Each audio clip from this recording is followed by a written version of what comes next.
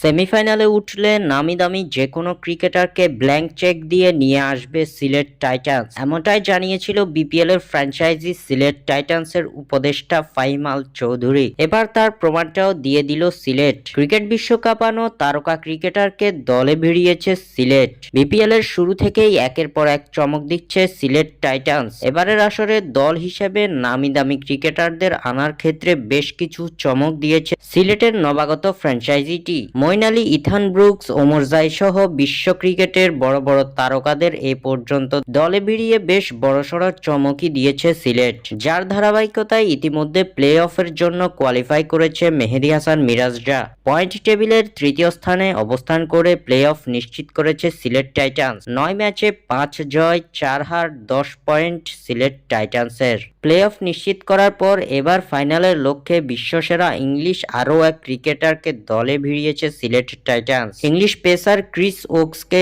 ইতিমধ্যে দলে ভিড়িয়েছে সিলেটের নবাগত ফ্র্যাঞ্চাইজিটি। ক্রিস ওকসকে দলে নেওয়ার খবরটি নিজের অফিসিয়াল ফেসবুক পেজে নিশ্চিত করেছেন উপদেষ্টা ফাহিম আল চৌধুরী। ঢাকা পর্ব থেকে সিলেটের ডেরায় যোগ দিবেন বিশ্বসেরা এই পেসার। স্বাক্ষর থেকে সাদবিন ইসলাম।